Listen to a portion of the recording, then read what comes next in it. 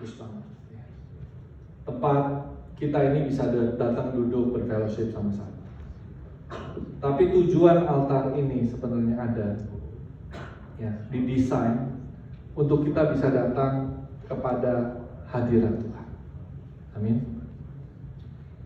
Di Surabaya, altar ini tempat yang paling indah, tempat yang paling kita perhatikan. Karena di altar, setiap kali firman disampaikan, akan ada altar call, akan ada tantangan untuk bisa meresponi firman. Di altar ini, kita melihat begitu banyak tetesan air mata. Mereka yang hari itu sedang putus asa, mereka yang jauh dari Tuhan, mereka yang nggak ngerti apa itu firman Tuhan. Tapi ketika gereja ada di sana, lalu hamba Tuhan menyampaikan firman Tuhan yang ada, altar call diberikan. Altar ini di depan ini penuh dengan cerita, penuh dengan hidup yang dijamah. Amin. RWC Atlanta, saya berdoa kalau nanti gereja berdiri di tempat ini, tempat ini adalah menjadi tempat yang paling mulia. Bukan di panggung sini, tapi di sini ada tempat orang berlutut, menangis, hatinya hancur, hidupnya itu yang gak ada harapan, hari itu dijamah. Yang gak tahu jawaban hari itu dapat secercah harapan. Amin. Berapa banyak Anda datang ke gereja bisa rindu seperti itu? Mungkin kita datang dengan pergumulan masalah kita aja gitu ya. Kita gak peduli sama orang lain karena kita juga ada kebutuhan sendiri. Tapi kalau hari ini Tuhan panggil, di Atlanta ini udah banyak gereja, ya. Karena kalau pikir kenapa butuh gereja satu Indonesia lagi ada di sini? Karena kami ingin altar ini bisa menjadi tempat orang memberikan hidup. Berapa banyak dari Anda pernah satu kali paling tidak di dalam kehidupan Anda maju ketika KKR, duduk, nangis, nggak ngerti kan masih jiwa baru ya, angkat tangan juga nggak ngerti gimana caranya, tapi semuanya itu tercurah di sana. Amin. Altar ini menjadi tempat yang paling indah buat jiwa-jiwa. Amin.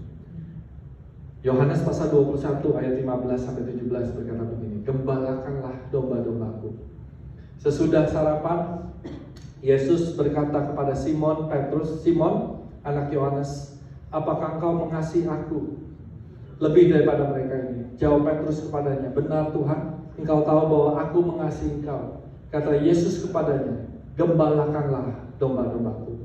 Kata Yesus pula kepadanya untuk kedua kalinya, Simon anak Yohanes, apakah engkau mengasihi aku? Jawab Petrus kepadanya, benar Tuhan, engkau tahu bahwa aku mengasihi engkau. Kata Yesus kepadanya, gembalakanlah domba-dombaku. Kata Yesus kepadanya untuk ketiga kalinya, Simon anak Yohanes, apakah engkau mengasihi aku? Maka sedih hati Petrus, karena Yesus berkata untuk ketiga kalinya, apakah engkau mengasihi aku? Dan dia berkata, Tuhan, Engkau tahu segala sesuatu, Engkau tahu bahwa aku mengasihi Engkau. Kata Yesus kepadanya, gembalakanlah domba-dombaku. Jadi ayat ini luar biasa. Ketika Yesus bertanya kepada Simon dalam bahasa, ini ditanya ketiga kali, ya, diulang kali 3 kali.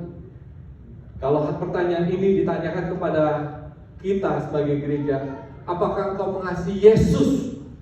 Ya, kalau kita berkata iya, Tuhan berkata, gembalakan domba-dombaku. Amin, Bapak Ibu sekalian. Kenapa kok ditanyanya 3 kali? Karena ternyata Petrus itu menjawab dengan kadar yang berbeda, ya, dengan kadar yang berbeda.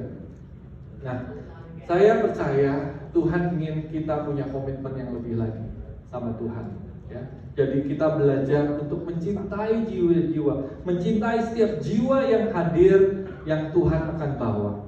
Gereja yang Tuhan cintai adalah gereja yang mencintai jiwa-jiwa, gereja yang mencintai umatnya. Dan terlebih lagi ini ya. Kita kan gampang bilang Tuhan mengasihimu. Lebih susah berkata aku mengasihimu. Kita akan jadi gereja yang mengabarkan cintanya Tuhan kepada umatnya, tapi kita juga akan merefleksikan cinta Tuhan dengan berkata aku mengasihimu, aku mencintaimu. Ketika kita di GMS, satu hal yang saya belajar, satu hal yang saya tangkap, bukan hanya kita belajar mencintai Tuhan, tapi belajar untuk mencintai saudara-saudara seiman yang Tuhan kasih. Coba katakan kiri kanan, aku mengasihi dengan kasih Tuhan. Amin. Amin. Amin. Amin. Susah loh, karena kadang-kadang orang yang di samping kita itu yang menggeser kita. Orang yang di samping kita itu yang ngerjain kita. Orang yang di samping kita itu yang ngomongin kita. Yang setuju katakan setuju, gitu ya. Nah itu jadi susah. Hari ini saya berdoa kita jadi gereja yang murni, gereja yang bukan hanya cinta Tuhan, tapi belajar mencintai orang yang datang, yang dikirim Tuhan bersama-sama dengan kita. Kalau Pak Sutogar dulu waktu di New York suka berdoa begini, Tuhan, walaupun orang itu bermasalah, kirim aja Tuhan